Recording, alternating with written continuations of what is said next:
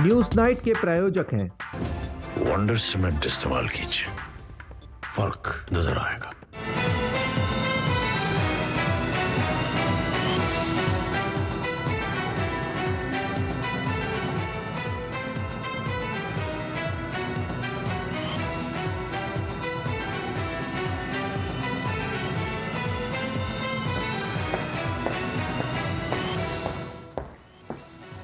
नमस्कार, news night में आप सभी का स्वागत है। नीतीश कुमार आगे क्या करेंगे और लालू प्रसाद का क्या स्टैंड होगा, सभी की नजरें इसी पर टिकी हैं। बिहार में दिन भर के राजनीतिक घटनाक्रम में ये दिखाता है कि बिहार सरकार की तस्वीर नई हो सकती है, लेकिन मुख्यमंत्री का चेहरा एक ही होगा। नीतीश के बारे में ये बात स्थापित है कि वे एक पद तभी छोड़ते हैं जब उनके हाथ में दूसरा पद रहता है। ये उनके राजनीतिक सफर का लब्बो-लुबाब है। हालांकि बैठकों का दौर जारी है। होगी चर्चा राजनीतिक पार्टियों से कि बिहार सरकार के संकट क्या हैं और कौन होगा संकट मोचन। साथ ही बताएंगे बीजेपी ने 2024 के लोकसभा चुनाव की तैयारियों में तय किए राज्यों के चुनाव प्रभारी। होगी देश दुनिया और खेल की बाकी खबरें भी। मैं हूं ऋतु वर्मा। आइए सबसे पहले शुरुआत करेंगे अभी तक की सुर्खियों के साथ। प्रधानमंत्री नरेंद्र मोदी ने देश की नारी शक्ति का किया वंदन। कहा, जमीन से अंतरिक्ष तक लोहा मनवा रही है भारत की बेटियां। युवाओं को बताया विकसित भारत का सबसे बड़ा लाभार्थी।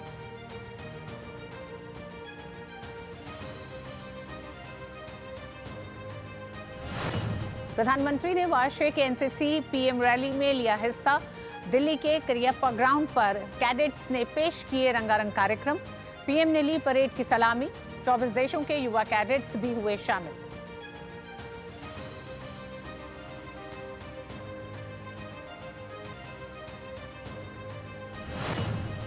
पीएम ने अखिल भारतीय पीठासीन अधिकारी सम्मेलन को किया संबोधित। कहा, सदस्यों के आचरण से तय होती है सदन की छवि। अपने सदस्यों के आपत्तिजनक व्यवहार पर अंकुश न लगाने वाले दलों पर जताया अफसोस।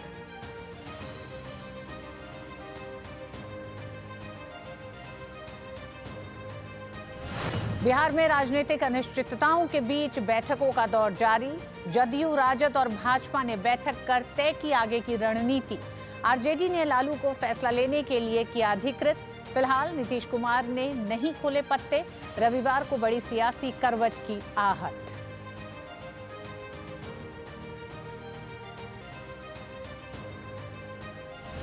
विपक्षी गठबंधन में सियासी घमासान के बीच समाजवादी पार्टी ने कांग्रेस को दी उत्तर प्रदेश की 11 लोकसभा सीटें। कांग्रेस ने कहा, बातचीत पूरी होने के बाद दी जाएगी जानकारी। भाजपा ने गठबंधन को अलायंस नहीं, एंटरटेनमेंट बताया।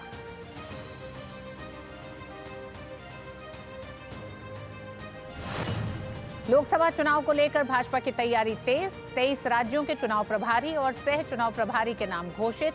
बैजयंत पांडा को उत्तर प्रदेश तो मंगल पांडे को पश्चिम बंगाल का बनाया चुनाव प्रभारी।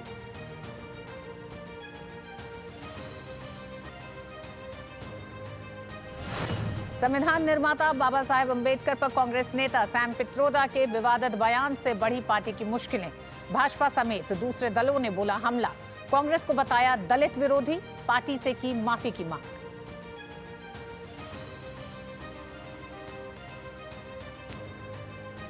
भारत के रोहन बोपन्ना ने रचा इतिहास। जोड़ीदार मैथ्यू एबडन के साथ जीता ऑस्ट्रेलियन ओपन के पुरुष युगल का खिताब। ग्रैंड स्लैम खिताब जीतने वाले बने सबसे उम्रदराज खिलाड़ी।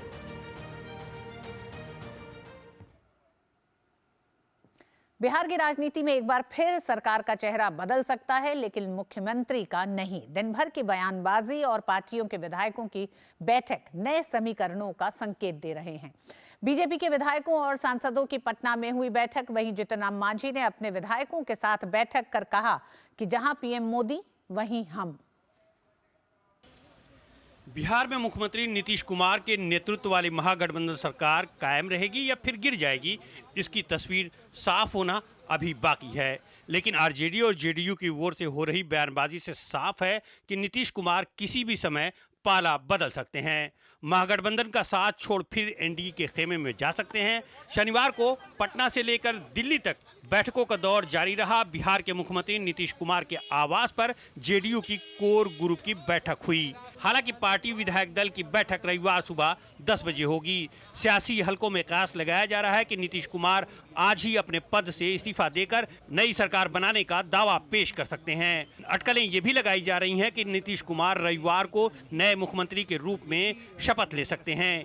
इस बीच जदयू नेता नवीन कुमार ने आरजेडी नेतृत्व पर बड़ा आरोप लगाया है। उन्होंने कहा कि घोटालों के कारण आरजेडी नेतृत्व बेचैन है।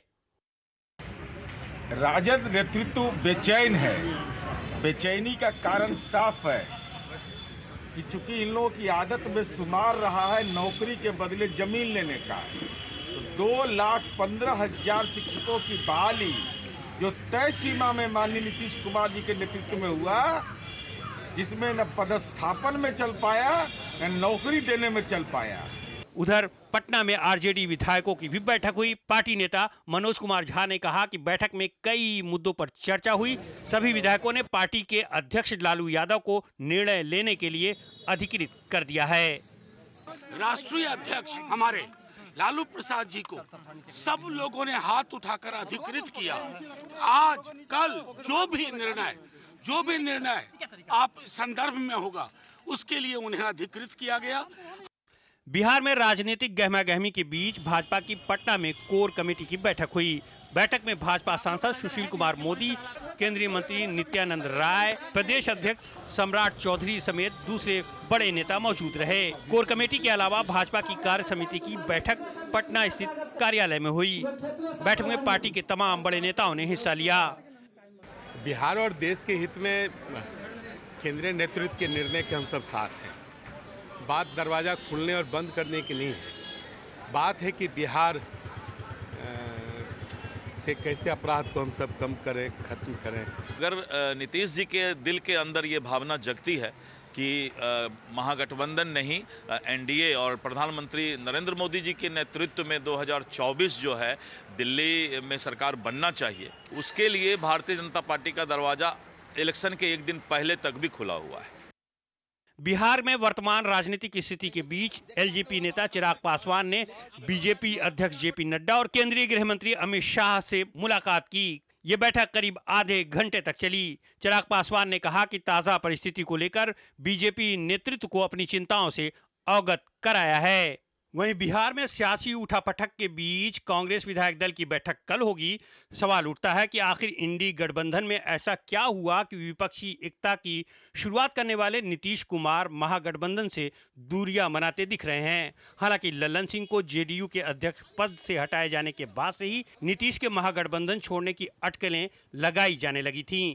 लेकिन कर्पूरी ठाकुर को भारत रत्न देने के ऐलान के बाद परिवारवाद पर उनके बयान ने इसे और हवा दे दी। उनके इस बयान पर लालू यादव की बेटी के ट्वीट ने इस खाई को और गहरा कर दिया। कुमार आलोक और सलमान हैदर के साथ ब्यूरो रिपोर्ट, डीडी न्यूज। और बिहार में जिस तरह से लगातार बैठकों का दौर जारी है, इस पर और जानकारी के लिए बात करेंगे अपने पटना में मौजूद अपने साथी संवाददाता कुमार आलोक से। कुमार आलोक, दिल्ली से लेकर पटना तक बैठकें जारी हैं, लेकिन ये अगर आज के 24 घंटों को देखें तो बहुत तेजी से कुछ घटनाक्रम हुए हैं। उसमें इस समय तक का अपडेट क्या है? क्योंकि जेडीयू नीतीश कुमार ने भी अपने कुछ चुनिंदा विधायकों के साथ एक बैठक की है। हालांकि विधायक दल की बैठक कल तय की गई है।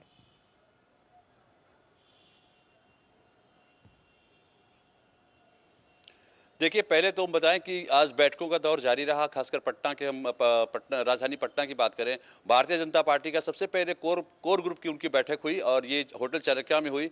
और कोर ग्रुप के बैठक के बाद भारतीय जनता पार्टी के जो भी लीडर वहां बाहर निकले तो उन्होंने ये नहीं कहा कि हम कल सरकार बनाने जा रहे हैं या कल नीतीश कुमार के साथ हम गठबंधन करने जा रहे हैं। वहीं अभी राष्ट्रीय कार्य समिति की बैठक वहाँ चल रही है बीजेपी मुख्यालय पे, और उसके बाद फिर वहाँ पर विधायक दल की भी बैठक हुई और उसके बाद फिर कोर ग्रुप की बैठक हो रही है।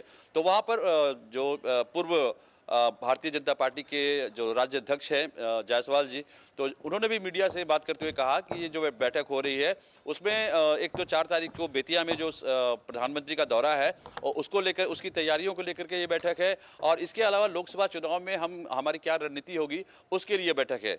अब तो ये भारतीय जनता पार्टी की हम बात कर रहे हैं, लेकिन अगर हम अंदर खाने की बात करें तो जो कोर ग्रुप की बैठक हुई थी होटल में, वहां पर सभी विधायकों से राय ली गई और उसके बाद उनका हस्ताक्षर जो हस्ताक्षर होता है विधायक का, वो हस्ताक्षर लिया गया। और हस्ताक्षर लेने के बाद मैं ये आपको बता रहा हूं अंदर खाने की खबर, जो सूत्रों के हवाले से आप कह सकते हैं, उसके बाद ये हस्ताक्षर विधायकों का हस्ताक्षर यानी समर्थन पत्र लेकर भारतीय जनता पार्टी जनता दल यू को सौंपेगी और जनता दल यू उसके बाद कल उनकी बैठक है। हालांकि आज शाम में होने वाले, कल 10 बजे होने वाली थी, ऐसी खबर आई कि उसको प्रीपोन कर दिया गया है, 7 बजे शाम को कर दिया गया है, लेकिन कल सवेरे 9 बजे उनकी बैठक होगी और बैठक के बाद जो उनका निर्णय होगा, उसके बाद निर्णय के बाद हमारे समझ से भारतीय जनता पार्टी की ऑफिशियल प्रतिक्रिया आएगी और उसके बाद फिर मुख्यमंत्री नीतीश कुमार अपना इस्तीफा देंगे और फिर नई सरकार के गठन का मार्ग प्रशस्त होगा। और कहा जा रहा है कि 3 बजे के करीब शपथ ग्रहण समारोह होगा और नीतीश कुमार एक बार फिर से मुख्यमंत्री पद की शपथ लेंगे और उनके साथ 2 deputy CM Bharatiya Janata party के होंगे। और उन 2 डेप्यूटी सीएम में कोर ग्रुप में, बीजेपी की कोर ग्रुप में यह भी चर्चा हुई कि क्या जो डेप्यूटी सीएम थे पूर्ववर्ती सरकार में, यानी कि भारतीय जनता पार्टी और नीतीश कुमार के साथ जो सरकार थी, क्या वही रहेंगे या किसी नए चेहरे को लाया जाएगा। तो ये रही भारतीय जनता पार्टी की बात, जिन्होंने ऑफिशियली अभी तक कुछ नहीं कहा है कि हम सरकार बनाने जा रहे हैं और नीतीश कुमार के साथ गठबंधन करके। अब हम जदयू की बात करते हैं, तो जदयू भी वो भी नहीं स्वीकार कर रही थी कि क्या होगा क्या नहीं होगा, नीतीश कुमार क्या करेंगे क्या नहीं करेंगे। वो धीरे धीरे वो अपनी बातों को कह रहे थे, लेकिन सरकार बनाने के सवाल पर या लालू प्रसाद से अलग होने के सवाल पर वो ज्यादा कुछ नहीं बोल रहे थे। लेकिन दोपहर होते होते जब धुंधला हटा, यानी धुंध जब हटी और धूप जब आई, तो उनके चेहरे भी खिल उठे। और हमने जब बात की नीरज कुमार जो उनके प्रखर प्रवक्ता हैं, तो उन्होंने ये कहा कि हम क्या करेंगे क्या नहीं करेंगे हम अभी नहीं जानते हैं, वो पार्टी आलाकमान तय करेगा, लेकिन हमने इतना काम किया, 3 लाख हमने सरकारी शिक्षकों की नौकरी दी। उनका कहना है कि उन्होंने गठबंधन धर्म को अपनाया है, ऐसा तेजस्वी यादव का भी कहना है।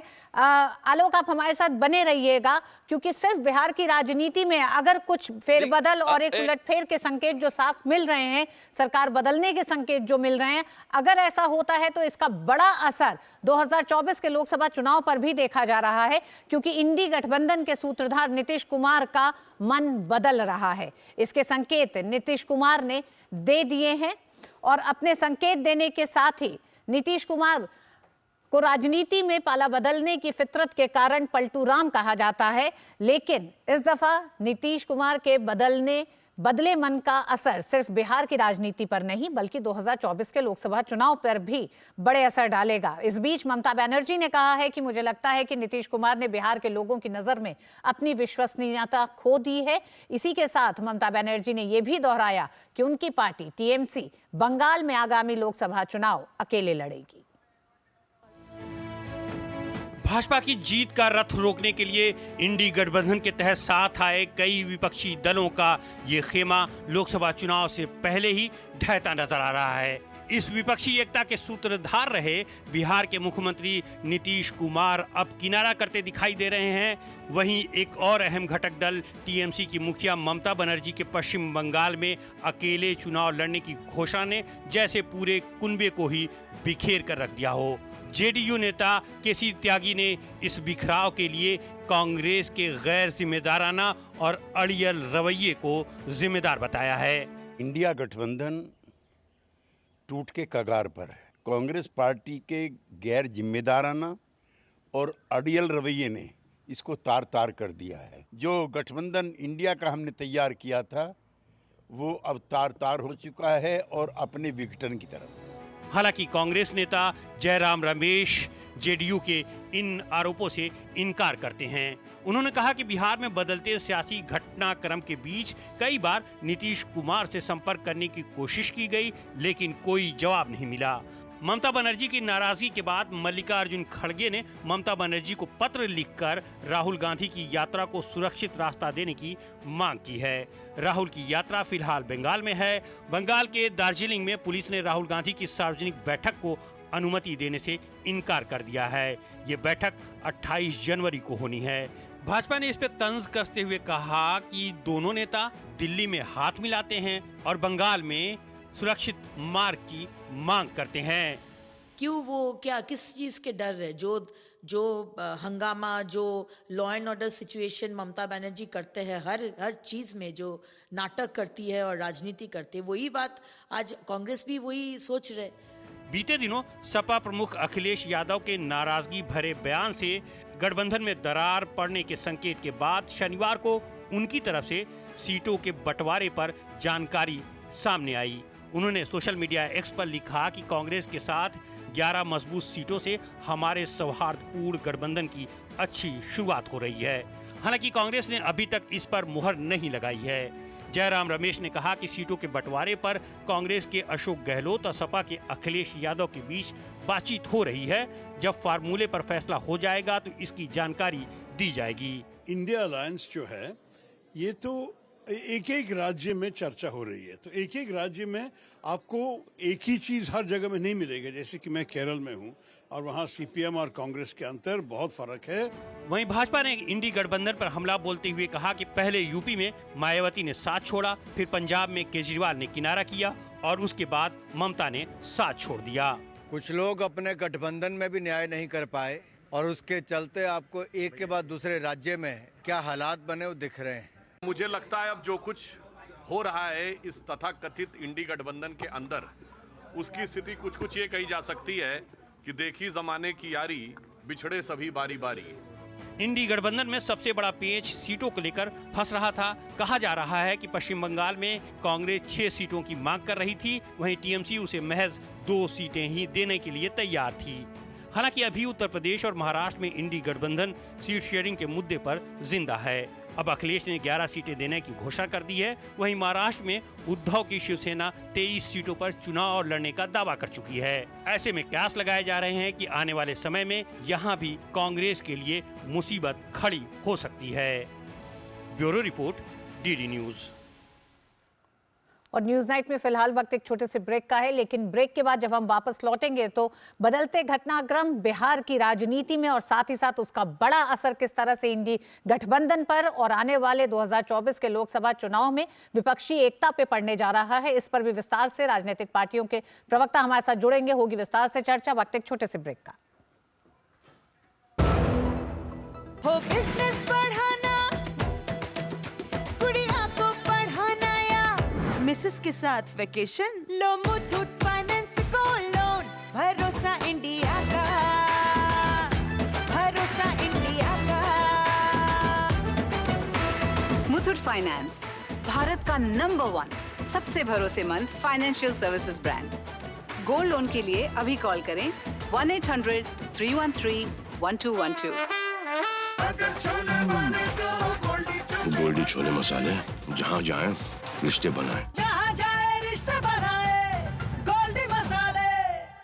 भोला जी, पार्सल नहीं आएगा, टेंशन मत लो, रिफंड ले लो। हाँ, बस सोशल मीडिया पे अपना बैंक अकाउंट और फोन नंबर डाल दो। यूपीआई कहता है सोशल मीडिया पे बैंक डिटेल्स और फोन नंबर ना डालें। अपने पैसों का खुद ख्याल रखें। बहन, हाँ? और कितना कलेश करोगी? आप भी ये जानकारी शेयर करें और अपने आसपास के भोले को इनसे बचाएं। मिठाई तो हमारे जमाने में होती थी। हाँ तो जाइए ना अपने जमाने में। रोमांस तो हमारे जमाने में होता था। पेमेंट भी उसी जमाने का है। अरे भैया, डिजिटल पेमेंट करना सीखे नए जमाने में। इजी, सेफ एंड फास्ट है। हमने तो इनको डिजिटल पेमेंट करना सिखा दिया। आपने ये सेल्फी लेते हैं, ये हमारे जमाने का है। आरबीआई कहता है कि डिजिटल पेमेंट अपनाओ, औरों को भी सिखाओ। लाइफ में फाइनेंशियल आजादी के लिए एनपीएस जरूरी है। रिटायरमेंट में फाइनेंशियल आजादी रहे जारी, एनपीएस से आज ही करें तैयारी। एनपीएस जरूरी है। क्या है इस परीक्षा पे चर्चा में जो स्टूडेंट्स की एग्जाम स्ट्रेस को दूर कर देता है?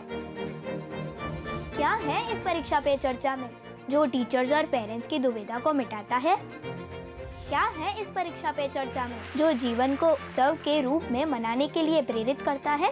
क्या है इस परीक्षा पे चर्चा में जो इसके 7वें एडिशन में 2,26,00,000 लोगों को हिस्सा लेने के लिए प्रोत्साहित करता है? मिलेंगे सभी सवालों के जवाब जब जुड़ेंगे स्टूडेंट्स, टीचर्स और पेरेंट्स प्रधानमंत्री नरेंद्र मोदी जी के साथ। परीक्षा पे चर्चा 2024 29 जनवरी सुबह 11 बजे।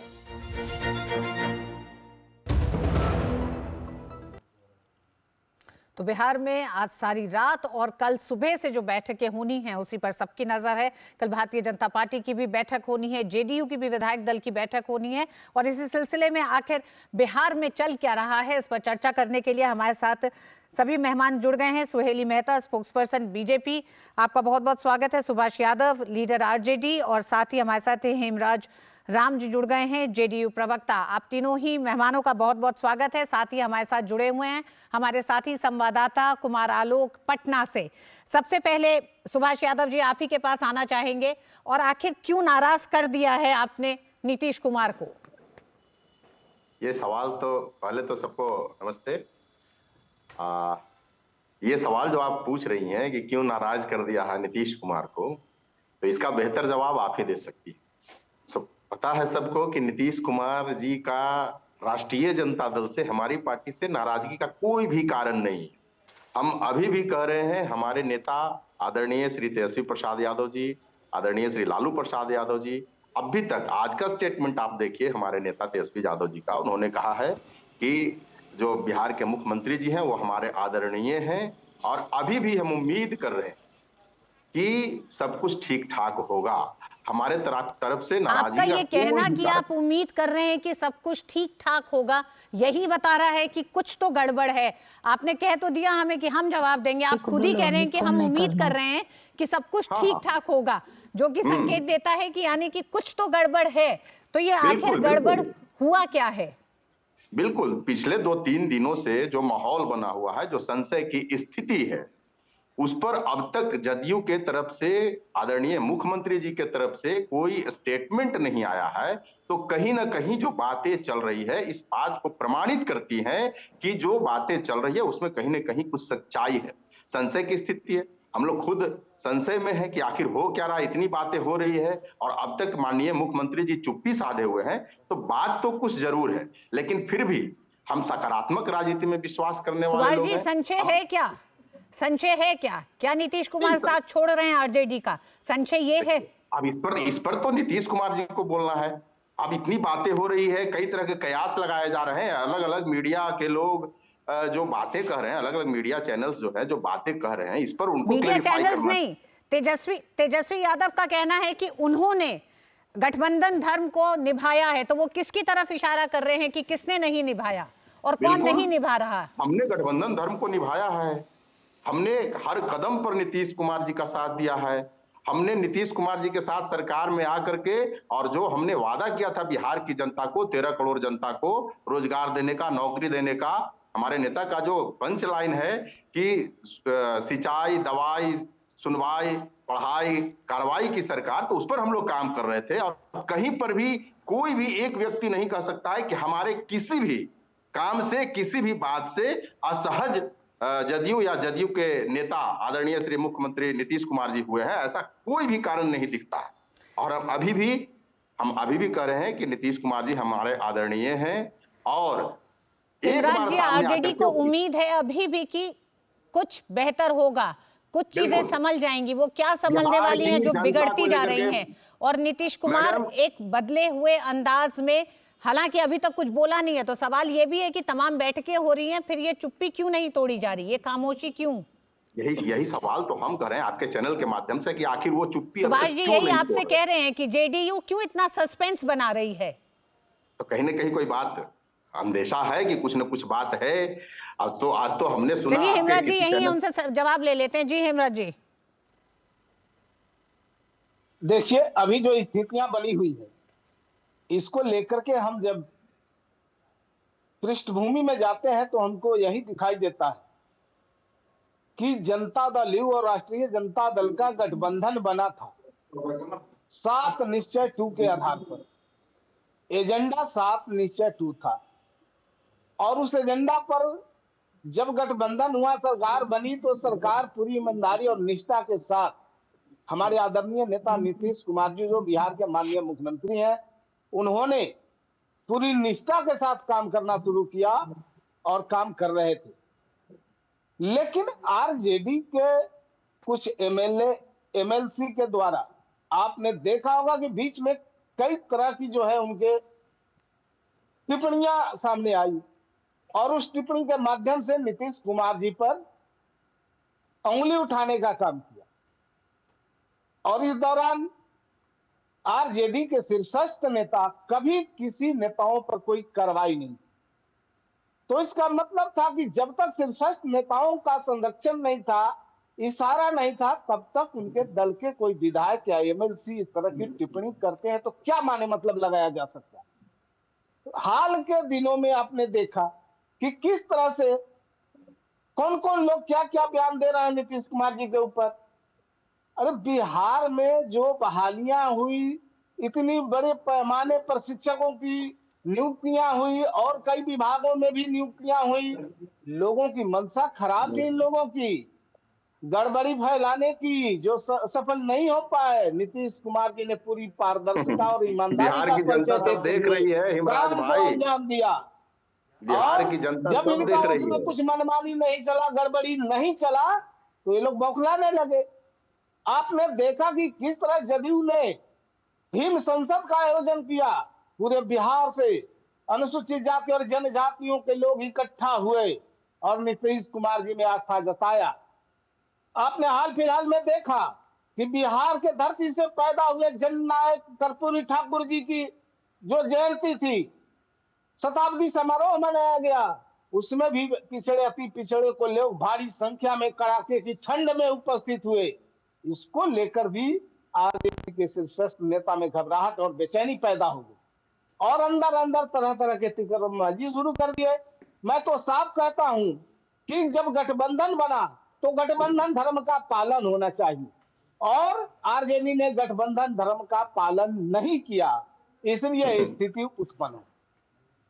अभी जो परिस्थितियां बनी हुई है, तरह तरह की बातें आ रही हैं जी। आप एक एक बयान को जब आकलन करेंगे तो आपको यही मिलेगा कि इन लोगों का एक साजिश था, एक प्लान था, उस प्लान के तहत काम कर रहे हैं। सुभाष जी, कुछ फैसला लेने में थोड़ी देर कर दी है। लालू प्रसाद यादव की बेटी ने जो ट्वीट किए थे, लगातार नीतीश कुमार पे हमला करते हुए उनको डिलीट तो कर दिया गया, लेकिन उन ट्वीट का बड़ा असर हो गया है। हमारे साथ सुहेली जी भी हैं। सुहेली जी, भारतीय जनता पार्टी किस तरह से इस पूरी स्थिति को देख रही है? क्योंकि कल बैठक पहले जेडीयू की है, फिर भारतीय जनता पार्टी की भी अपनी बैठक है और जिस तरह से आज बैठकों का दौर बीजेपी में जारी रहा है, हमारे संवाददाता बता रहे हैं बहुत साफ कि तैयारी कर ली गई है।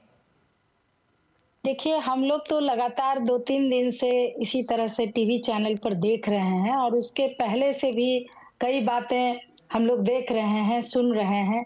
जहां तक मीटिंग्स की बात है तो भारतीय जनता पार्टी में तो जब भी बिहार के प्रभारी आते हैं तो मैराथन बैठक चलती है, कभी कोर कमेटी की, कभी विधायक दल की, कभी पदाधिकारियों की, कभी प्रवक्ताओं की।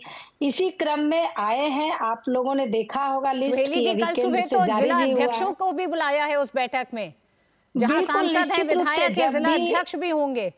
तो क्या ये बैठक सिर्फ प्रभारियों तक की सीमित है या आगे की रणनीति तय की जा रही है? जब से तावड़े जी बने हैं बिहार प्रदेश के प्रभारी, वो जब भी आते हैं थोड़े से ज्यादा कॉन्शियस हैं संगठन को लेकर। जब भी आते हैं तो जिले के जिलाध्यक्ष की भी बैठकें होती हैं और उसी क्रम में ये बैठक हो रही है और हम लोग इसी तरह से ले रहे हैं। लेकिन जिस तरह से टीवी चैनल्स पर ये बातें आ रही हैं तो स्वाभाविक है, हम लोग राजनीति करते हैं, हमारी नजरें उस पर रहती हैं, तो हमें इसमें क्या कहना है? हम तो कहीं है ही नहीं इसमें। सारी बातें अभी सुन ली, सुभाष जी से आप लोगों ने सुन ली, हेमराज जी से सुन ली कि किस तरह के प्रॉब्लम यहाँ पर चल रहे हैं। हमारा तो गठबंधन की सरकार चल रही थी बिहार में और किस तरह से इन लोगों ने प्रधानमंत्री का सपना दिखाकर और इंडी गठबंधन बनाया। इंडी गठबंधन बनने के बाद आज केसी त्यागी जी ने स्पष्ट कहा कि कांग्रेस ने जिस तरह से अड़ियल रवैया अपनाया हुआ था, इनके सामने कोई चारा नहीं दिख रहा था। ये लोग अपमानित महसूस किए उसमें, तो इसमें हम कहाँ पर हैं? हमारी तो कहीं बात ही नहीं है। हम तो बिहार में विपक्ष में बैठे हैं, जनता का भला सोचते हैं। जहां हम देखते हैं कि जनता परेशान है, वहां हम भारतीय जनता पार्टी इसी भूमिका में है से मांग करते हैं। वो इसी तरह से इस समय मौजूदा स्थिति को देख रही है कि भारतीय जनता पार्टी किस तरह से जेडीयू और आरजेडी का जो मोहभंग होने जा रहा है उसमें राज्य में क्या परिस्थितियां पैदा होंगी। कुमार आलोक, सभी पार्टियों ने, तीनों पार्टियों ने अपनी बात कही, लेकिन चुप्पी साधी हुई है तीनों ही पार्टियां। रात गुजरने का इंतजार किया जाएगा क्योंकि कल सुबह एक बार फिर बैठकों का दौर होगा और शायद उन बैठकों के बाद तस्वीर बहुत तेजी से सामने आए कि बिहार की राजनीति में क्या बड़ा उलटफेर होने जा रहा है।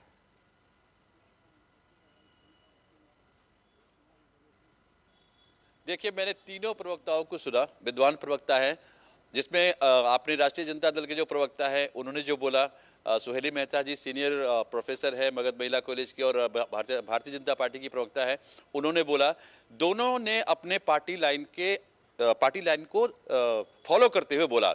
यही बात आरजेडी के सारे नेता कह रहे हैं। आज जब हमने उनसे बात की, जो सुभाष यादव जी कह रहे थे, वही बात सुहेली मेहता जी कह रही हैं, जो भारतीय जनता पार्टी के शीर्षस्थ नेता, जो राज्य के बड़े नेता हैं, वो कह रहे हैं। लेकिन आपने जदयू के प्रवक्ता जिन्होंने हेमराज जी ने जो बोला, उनकी आवाज में कितनी तलखी थी, या उनका जो उन्होंने जो बोला उसमें कितना विरोध था। यही कारण है कि मैंने जब पिछली बार आपने हमसे पूछा तो मैं नीरज कुमार से जब बात कर रहा था तो उन्होंने कहा कि इतनी लाख नौकरियां हमने दी, जाति का जनगणना हमने करवाया। तो हमने अगला क्वेश्चन उनसे पूछा कि जो नौकरियों की बात है वो तेजस्वी अपना वो क्रेडिट ले रहे हैं कि हमने चुनाव के पहले जो वादा किया था उसको निभाया। इसके बाद जो उनका आंसर था नीरज कुमार ने कहा कि हाँ, हमने नौकरियां दी, लेकिन हमने नौकरियां ईमानदारी से दी, लेकिन इन लोगों को नौकरी के बदले लैंड लेने की आदत है, जमीन लेने की आदत है, जो हमने नहीं होने दी। तो इस बात से आप समझ सकते हैं, क्योंकि जदयू ने ही ये इनिशिएटिव लेना है, या लेंगे या ले रहे हैं आरजेडी से अलग होने का। तो ये साफ तौर पर बताता है कि जनता दल यू, जो मैंने कहा था कि सवेरे जो धुंध था वो जब दोपहर हुआ तो उसमें चमक आई और गर्मी हुई, और जदयू के प्रवक्ता आक्रामक होकर लालू प्रसाद यादव, जिस तरह से आप बता रहे हैं, तो जदयू और आरजेडी के बीच में भ्रष्टाचार, कानून व्यवस्था, ये तमाम मामले रहे हैं जो कि प्रशासन से जुड़े हुए हैं, जो सरकार चलाने से जुड़े हुए हैं, जिसको लेकर दोनों ही दलों में मतभेद लगातार बढ़ते गए हैं, जिसके कई उदाहरण हमें पिछले 6 महीने में समय समय पर मिले हैं। और अब ऐसा लगता है कि ये पूरी तरह से मोहभंग दोनों ही राजनीतिक दलों का हो चुका है। हालांकि आधिकारिक घोषणा किसी तरह की अभी नहीं हुई है, अभी भी बैठकों का ही दौर जारी है। भारतीय जनता पार्टी भी क्या स्थितियां बनती हैं उसको लेकर अपनी तैयारी, अपनी रणनीति के साथ बीजेपी भी तैयार दिखाई दे रही है बिहार में। बहुत ही धन्यवाद आप चारों ही लोगों का हमारे साथ जुड़ने के लिए इस पूरी चर्चा में। वक्त एक छोटे से ब्रेक का है, ब्रेक के बाद होंगी कुछ और खबरें, देखते रहिए न्यूज़ 9। लाइफ में फाइनेंशियल आजादी के लिए एनपीएस जरूरी है। रिटायरमेंट में फाइनेंशियल आजादी रहे जारी, एनपीएस से आज ही करें तैयारी। एनपीएस जरूरी है। हो बिजनेस बढ़ाना, गुड़िया को पढ़ाना, या मिसेस के साथ वेकेशन, लो मुथूट फाइनेंस गोल्ड लोन। भरोसा इंडिया का, भरोसा इंडिया का। मुथूट फाइनेंस, भारत का नंबर 1 सबसे भरोसेमंद financial services brand. Gold loan के लिए अभी कॉल करें 1-800-313-1212। ये नया भारत है, कभी हंसता कभी हंसाता है, हिसाब का पक्का है। जियो पेपर प्राप्त हुई। इस भारत की अलग ही पहचान है। जुड़े नए भारत से, जियो भारत से। भोला जी, पार्सल नहीं आएगा, टेंशन मत लो, रिफंड ले लो। बस सोशल मीडिया पे अपना बैंक अकाउंट और फोन नंबर डाल दो। यूपीआई कहता है सोशल मीडिया पे बैंक डिटेल्स व फोन नंबर ना डालें। अपने पैसों का खुद ख्याल रखें। बहन, और कितना कलेश करोगी? आप भी ये जानकारी शेयर करें और अपने आसपास के भोले को इनसे बचाएं।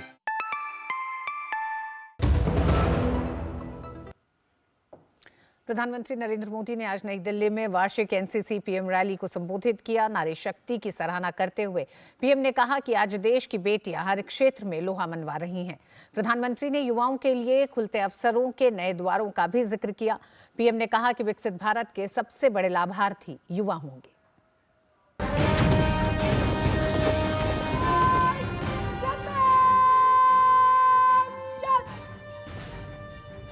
वार्षिक एनसीसी पीएम रैली में प्रधानमंत्री नरेंद्र मोदी को सलामी देते एनसीसी के कैडेट।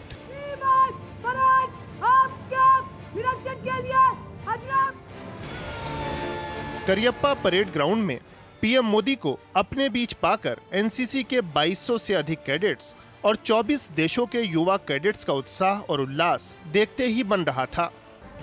प्रधानमंत्री ने कैडेट्स की टुकड़ियों का निरीक्षण करने के साथ साथ युवा शक्ति का हौसला भी बढ़ाया।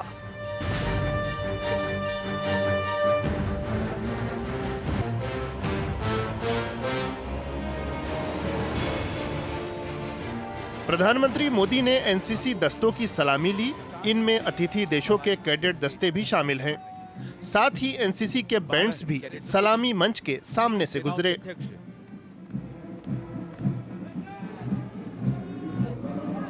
चेक रिपब्लिक कजाकिस्तान से 5, सिंगापुर से 10, नेपाल से 16, मालदीव से 4, वियतनाम से 13, भूटान से 12, श्रीलंका से 12 और अर्जेंटीना। एनसीसी पीएम रैली में देश की नारी शक्ति का भी शानदार नजारा हुआ। एनसीसी की महिला कैडेटों ने हजारों किलोमीटर की साइकिल यात्रा करके जमा की गई देश की मिट्टी से भरा कलश प्रधानमंत्री को सौंपा। रानी झांसी के किले से शुरू हुई नारी शक्ति वंदन दौड़ भी रैली के दौरान औपचारिक रूप से संपन्न हुई। 400 किलोमीटर की इस दौड़ की शुरुआत में सौंपी गई रानी झांसी की प्रतीकात्मक तलवार प्रधानमंत्री को सौंपी गई। शानदार सांस्कृतिक प्रस्तुतियों ने इस अवसर को और भी यादगार बना दिया। अमृतकाल की एनसीसी विषय पर पेश इन कार्यक्रमों में अमृत पीढ़ी के योगदान और सशक्तिकरण को दिखाया गया। नारी शक्ति गति शक्ति है हम, नई राह और मंजिल भी है। महान विभूतियों की तस्वीरों को थामे और तिरंगा झंडा लेकर शान से आगे बढ़ते एनसीसी के कैडेट्स एक भारत श्रेष्ठ भारत की चलती फिरती तस्वीर नजर आए। इस अवसर पर प्रधानमंत्री ने सर्वश्रेष्ठ कैडेट्स को सम्मानित भी किया। पीएम के हाथों पुरस्कार पाने वालों के चेहरे पर अलग ही खुशी दिखाई दी। एनसीसी पीएम रैली को संबोधित करते हुए प्रधानमंत्री मोदी ने देश की नारी शक्ति को सराहा। पीएम ने कहा कि आज दुनिया देख रही है कि भारत की बेटियां कैसे लोहा मनवा रही हैं। स्टार्टअप्स हो या सेल्फ हेल्प ग्रुप्स, हर क्षेत्र में बेटियां अपनी छाप छोड़ रही है। युवा साथियों, बेटों और बेटियों के टैलेंट को जब देश बराबरी का अवसर देता है तो उसका टैलेंट पूल बहुत बड़ा हो जाता है। यही तो विकसित भारत के निर्माण की सबसे बड़ी ताकत है। पीएम ने कहा कि विकसित भारत युवाओं के सपनों को पूरा करने वाला होगा। विकसित भारत के निर्माण में युवाओं की अहम भूमिका बताते हुए पीएम ने कहा कि पिछले एक दशक में युवाओं के लिए बहुत से नए अवसर पैदा हुए हैं। बीते 10 वर्षों में गांव-गांव में 5 लाख से अधिक कॉमन सर्विस सेंटर बने हैं। इनमें लाखों नौजवान काम कर रहे हैं। ऐसे अनेक उदाहरण हैं जो बताते हैं कि डिजिटल इंडिया कैसे सुविधा और रोजगार दोनों को बल दे रहा है।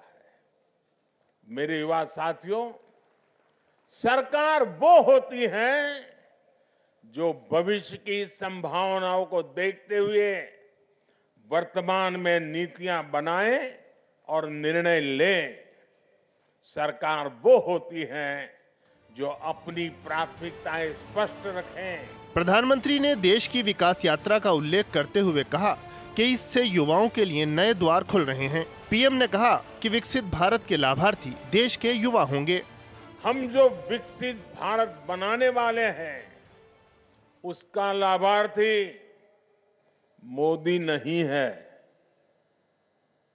उसके सबसे बड़े लाभार्थी आप जैसे मेरे देश के युवा हैं। इसके लाभार्थी जो विद्यार्थी अभी स्कूल में है, कॉलेज में है, यूनिवर्सिटी में है, वे लोग हैं।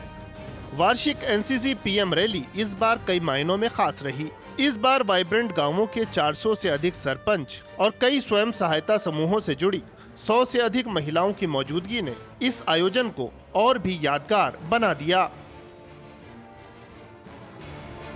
गिरीश निशाना के साथ ब्यूरो रिपोर्ट, डीडी न्यूज।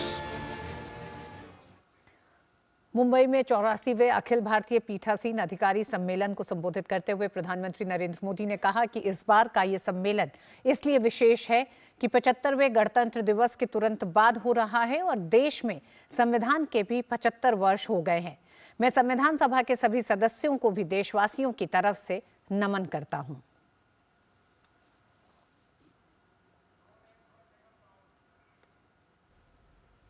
पीठासीन अधिकारियों की इस कॉन्फ्रेंस के लिए हमारी संविधान सभा से सीखने को बहुत कुछ है। संविधान सभा के सदस्यों के सामने इतने सारे विचारों, विषयों और मतों के बीच एक राय बनाने की जिम्मेदारी थी और वो उस पर खरे भी उतरे। इस कॉन्फ्रेंस में उपस्थित सभी पीठासीन अधिकारियों के पास यह अवसर है कि वो एक बार फिर संविधान सभा के आदर्शों से प्रेरणा लें। पीएम ने सदन में मर्यादा बनाए रखने के लिए चर्चा करने पर विशेष जोर देते हुए कहा कि एक समय था जब कोई सदस्य सदन में मर्यादा का उल्लंघन करे तो सदन के बाकी वरिष्ठ उस सदस्य को समझाते थे ताकि भविष्य में वो ऐसी गलती ना करे। लेकिन आज के समय में कुछ राजनीतिक दल ऐसे ही सदस्यों के समर्थन में खड़े होकर उनकी गलतियों का बचाव करने लगते हैं।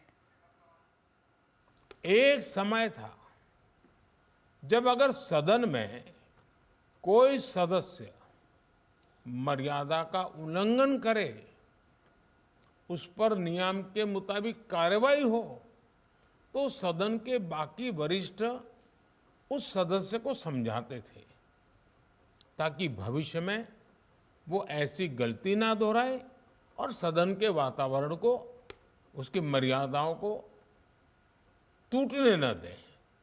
लेकिन आज के समय में हमने देखा है कि कुछ राजनीतिक दल ऐसे ही सदस्यों के समर्थन में खड़े होकर उनकी गलतियों का बचाव करने लग जाते हैं।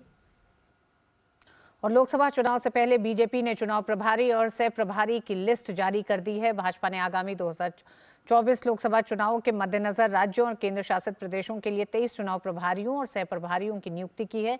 बैजयंत पांडा को उत्तर प्रदेश का नया प्रभारी नियुक्त किया गया है। इसके अलावा विनोद तावरे को बिहार का चुनाव प्रभारी नियुक्त किया गया।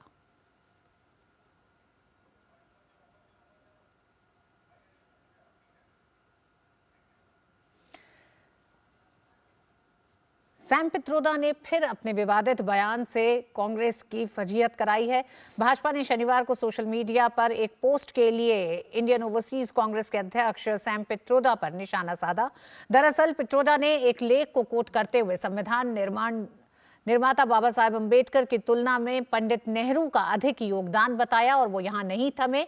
उन्होंने आगे कहा कि अम्बेडकर को संविधान का जनक मानने से ही इनकार करता हूं। बाबा साहब भीमराव अंबेडकर को लेकर कांग्रेस नेता सैम पित्रोदा के विवादित बयान पर भाजपा समेत दूसरे राजनीतिक दलों ने हमला बोला है। हालांकि विवाद बढ़ने के बाद इस पोस्ट को डिलीट कर दिया गया है। दरअसल पित्रोदा ने एक लेख को कोट करते हुए संविधान निर्माण में बाबा साहब की तुलना में पंडित नेहरू का अधिक योगदान बताते हुए अंबेडकर को संविधान का जनक मानने से ही इनकार कर दिया था। अब भाजपा इसको लेकर कांग्रेस को घेर रही है। मुझे लगता है कांग्रेस की ये मानसिकता है बाबा साहब को अपमान करने की। लोकसभा में दो बार बाबा साहब को आने से रोका कांग्रेस ने, और वही मानसिकता कांग्रेस की जो उस समय थी, उसी मानसिकता के कारण सैम पित्रोदा आज ये वक्तव्य दे रहे हैं। और राहुल गांधी की भी वही मानसिकता है, क्योंकि राहुल गांधी के ये खास दोस्त है। कांग्रेस पार्टी का मूल डीएनए ही अंबेडकर विरोधी और दलित समाज विरोधी है। ये शब्द, ये ट्वीट अंकल सैम के भले ही हो, परंतु ये मूल भावना, ये मूल डीएनए सोनिया गांधी और राहुल गांधी का ही है। सिर्फ भाजपा ही नहीं, अन्य दल भी कांग्रेस नेता के बयान पर बिफरे हुए हैं। बसपा ने इसे दलित विरोधी मानसिकता करार देते हुए कांग्रेस से माफी की मांग की है। जो दलितों का, पिछड़ों का, शोषितों के जो मसीहा बाबा साहब, उन पे कोई हमला करेगा तो बच कैसे सकता है? सोनिया गांधी जी को, राहुल गांधी जी को या खड़गे साहब को या प्रियंका जी को कि माफी मांगनी चाहिए और देश के सामने आके स्थिति स्पष्ट करें कि सैम पित्रोदा जो कह रहे हैं वो अपने बिहाफ पे कह रहे हैं या कांग्रेस के बिहाफ पे कह रहे हैं। विवाद के तूल पकड़ता देख कांग्रेस बचाव की मुद्रा में है। पार्टी ने कहा कि सैम पित्रोदा सिर्फ एक लेख का उल्लेख कर रहे थे। कुछ नहीं मामला था, वो तो सुधिंदर कुलकर्णी का आर्टिकल था। सैम पित्रोदा जी खुद सोशल जस्टिस के बहुत बड़े चैंपियन हैं और उनसे बड़ा कौन चैंपियन हो सकता है अगर देखा जाए इंटेलेक्चुअल्स में, टेक्नोक्रेट्स में। सैम पित्रोदा पहले भी विवादित बयान देकर कांग्रेस की मुश्किलें बढ़ा चुके हैं। ऐसे में उनका एक और बयान पार्टी के गले पड़ता दिखाई दे रहा है। Bureau report, DD news. और न्यूज नाइट में वक्त एक छोटे से ब्रेक का है। मुथूट फाइनेंस, भारत का नंबर 1 सबसे भरोसेमंद financial services brand. Gold loan के लिए अभी कॉल करें 1-800-313-1212। गोल्डी छोले मसाले, जहाँ जाए रिश्ते बनाए, जहाँ जाए रिश्ते बनाए, गोल्डी मसाले। ये नया भारत है, कभी हंसता कभी हंसाता है, हिसाब का पक्का है। जियो पेपर प्राप्त हुई। इस भारत की अलग ही पहचान है। जुड़े नए भारत से, जियो भारत से। कब तक लंबी लाइनों में उम्र बिताइएगा? डिजिटल पेमेंट अपनाइए, चुटकी में हल पाइए।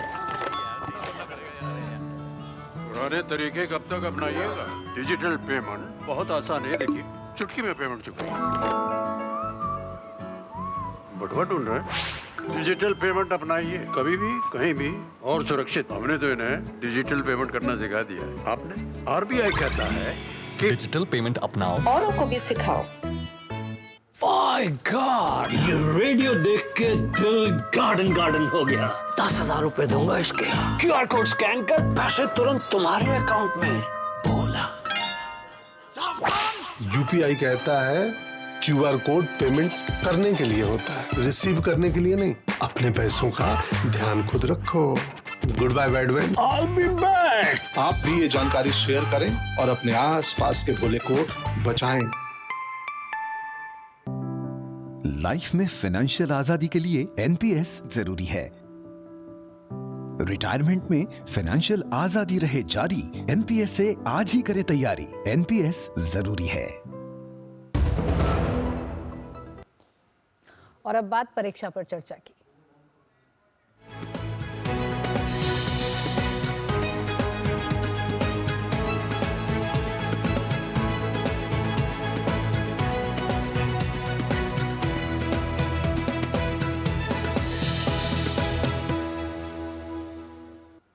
छात्रों के साथ प्रधानमंत्री नरेंद्र मोदी के संवाद कार्यक्रम परीक्षा पे चर्चा का आयोजन सोमवार यानी 29 जनवरी को होगा। नई दिल्ली के भारत मंडपम में आयोजित होने वाले इस कार्यक्रम में प्रधानमंत्री छात्रों के अलावा शिक्षकों, अभिभावकों के साथ भी संवाद करेंगे। छात्रों का मानना है कि परीक्षा पर चर्चा कार्यक्रम के जरिए परीक्षा के तनाव को दूर करने और उन्हें एग्जाम वॉरियर बनाने में मदद मिली है। छात्रों के साथ प्रधानमंत्री नरेंद्र मोदी के लोकप्रिय संवाद कार्यक्रम परीक्षा पे चर्चा का वक्त जैसे जैसे नजदीक आ रहा है, छात्रों का उत्साह भी बढ़ता जा रहा है। छात्रों को कार्यक्रम के जरिए प्रधानमंत्री को सुनने का बेसब्री से इंतजार है। उनका मानना है कि परीक्षा पे चर्चा कार्यक्रम में प्रधानमंत्री की बातों से उन्हें काफी प्रेरणा मिलती है, जो उनकी जिंदगी में सकारात्मक बदलाव लाने में काफी मददगार साबित होता है। कार्यक्रम के प्रति छात्रों में जबरदस्त उत्साह है और उनके मन में परीक्षाओं से जुड़े कई सवाल भी हैं पीएम मोदी जी हमारी बच्चों की समझते हैं दिक्कतें और उस पर बहुत अच्छे सॉल्यूशंस बताते हैं। जैसे अभी इन्होंने रिसेंटली बताया था कि हमें अपने एग्ज़ाम को एज फेस्टिवल सेलिब्रेट करना चाहिए, ताकि जो हमारे सर में स्ट्रेस आता है उसको हम भूल के अपने फुल पोटेंशियल पे काम करें। वो हमारी दिक्कतें को समझ सकते हैं और उनके पास बहुत बड़े पावरफुल मैन है, तो उनकी बातें भी बहुत ज़्यादा इंस्पिरेशनल होती है। उनके बोलने का लहजा और उनके सारे काम बहुत ज़्यादा इंस्पायरिंग होते हैं। बहुत मोटिवेशन मिलता है जब आप इतने बड़े इंसान को सुन रहे हो। वो टाइम मैनेजमेंट के बारे में बताते हैं और आप अपने एग्ज़ाम फियर को कैसे ओवरकम कर सकते हो उसके बारे में बताते हैं। जैसे मैं फ़ेस करता हूँ, मैं एग्ज़ाम फीवर फेस करता हूँ। बहुत बारी मुझे फ़ीवर से सफ़र करना पड़ता है एग्ज़ाम्स के टाइम पे due to stress and all that. और अगर मुझे चांस मिलता है क्वेश्चन पूछने का, and I will be asking how to overcome the stress from exam. Pariksha Pe चर्चा देखें तो उसके कारण हमें बहुत हेल्प मिलती है कि हम अपना टाइम मैनेजमेंट के बारे में सीखते हैं और हमारे को पता चलता है हम अपने टाइम को कैसे मैनेज कर सकते हैं।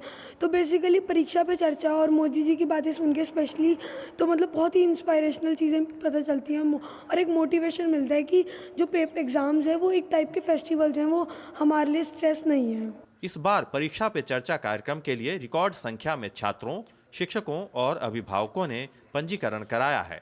परीक्षा पे चर्चा का 7वां संस्करण होने जा रहा है और कहीं न कहीं इसके पीछे माननीय प्रधानमंत्री जी श्री नरेंद्र मोदी जी का चिंतन है, उनका फिलॉसफी है। इसमें उन्होंने एक किताब लिखी थी द एग्ज़ाम वॉरियर, इसी बिंदु पर, और इससे ही शुरुआत हुई परीक्षा पे चर्चा की। हमें इस बात की बड़ी खुशी है कि इस वर्ष रिकॉर्ड रजिस्ट्रेशन हुआ है।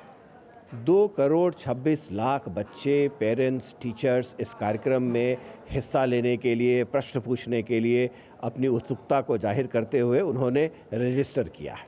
पिछले वर्ष ही देखा जाए तो 39 लाख था और ये 39 लाख से बढ़ा है। इसमें 2 चीज़ें हुई हैं। एक, पहले जो ज़्यादातर बच्चे आ रहे थे वो CBSE स्कूल से आ रहे थे, लेकिन अब ये बच्चे स्टेट स्कूल बोर्ड से आ रहे हैं। तो इस 2,26,00,000 में 1,90,00,000 जो बच्चे हैं वो राज्य बोर्ड से संबंधित हैं। तो कहीं ना कहीं इसका जो प्रचार हुआ है ये पूरे देश में हुआ है और सभी राज्यों से बच्चों ने इसमें हिस्सा लिया है। और मैं ये कहना चाहूँगा कि स्वतः स्फूर्त रहा है। 2018 में शुरू हुआ परीक्षा पे चर्चा कार्यक्रम देश भर के छात्रों के बीच बेहद लोकप्रिय है। कार्यक्रम के जरिए प्रधानमंत्री नरेंद्र मोदी छात्रों को परीक्षा के तनाव से बेहतर तरीके से निपटने के गुर बताते हैं। Nishant Saurabh, DD news, Delhi. तो पीएम मोदी से बातचीत के लिए तैयार हो जाएं, परसों होगा परीक्षा पे चर्चा प्रोग्राम।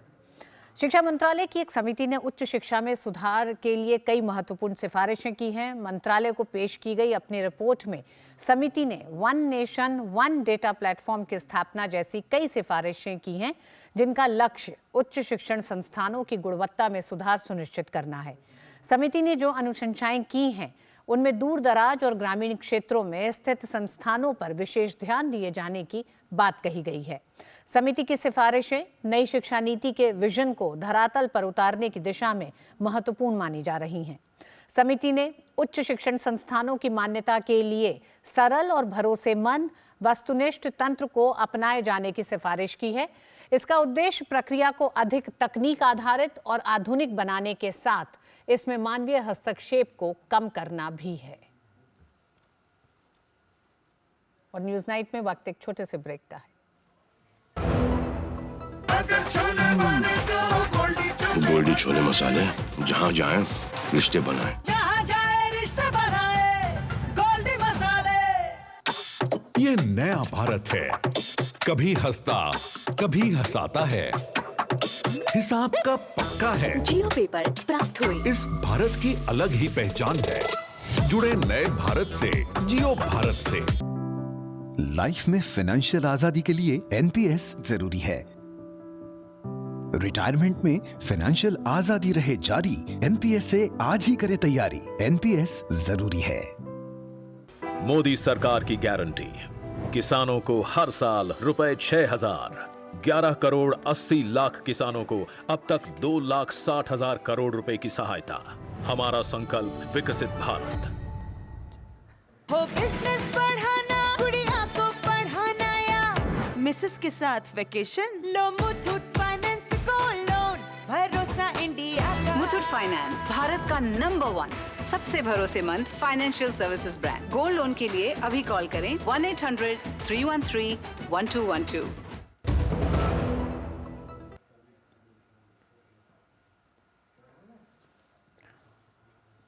और अयोध्या में भगवान श्री राम की प्राण प्रतिष्ठा और पर्यटन को बढ़ाने के लिए उठाए गए कदमों की वजह से इस वित्त वर्ष के अंत तक उत्तर प्रदेश का पर्यटन कारोबार करीब 4 लाख करोड़ रुपए तक पहुंच जाएगा।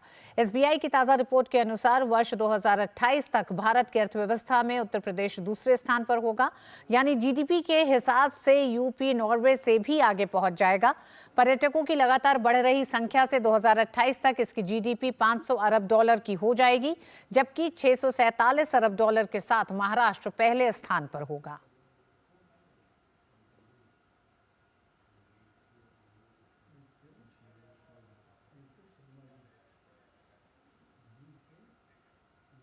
न्यूज नाइट में आज बस इतना ही। हम छोड़े जा रहे हैं आपको देश की कुछ अन्य बड़ी खबरों के साथ। मुझे दीजिए अनुमति। नमस्कार।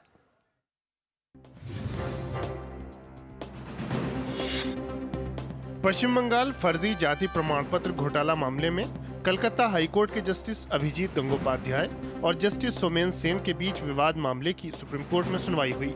मामले का संज्ञान लेते हुए मुख्य न्यायाधीश डीवाई चंद्रचूड़ की अध्यक्षता वाली 5 जजों की बेंच ने मामले को सुना और कलकत्ता हाईकोर्ट में चल रही सुनवाई पर अंतरिम रोक लगा दी। जमीन के बदले नौकरी मामले में बिहार की पूर्व मुख्यमंत्री राबड़ी देवी और उनके परिवार की मुश्किलें बढ़ गई हैं। दिल्ली की राउज एवेन्यू कोर्ट ने प्रवर्तन निदेशालय की चार्जशीट पर संज्ञान लेते हुए राबड़ी देवी, बेटी मीसा भारती, हेमा यादव और अन्य आरोपियों को समन जारी किया है। उपराष्ट्रपति जगदीप धनखड़ ने गणतंत्र दिवस परेड में भाग लेने वाले एनएसएस महिला वॉलंटियर्स और परेड में हिस्सा लेने वाले देश भर से आए कलाकारों से मुलाकात की।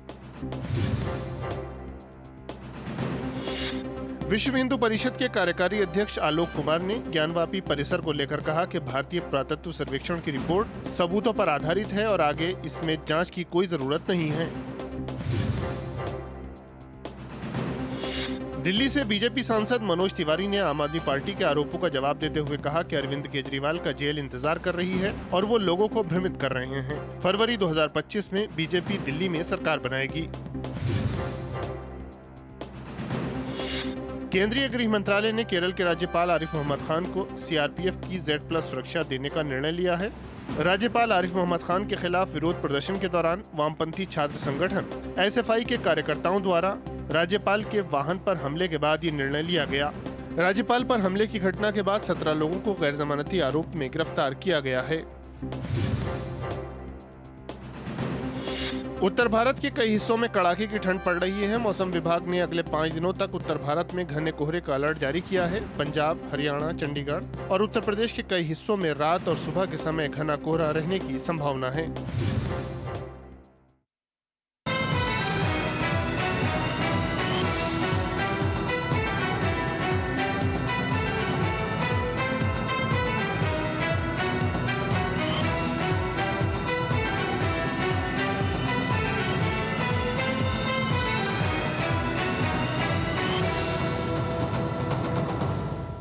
न्यूज नाइट के प्रायोजक थे वंडर सीमेंट इस्तेमाल कीजिए, फर्क नजर आएगा।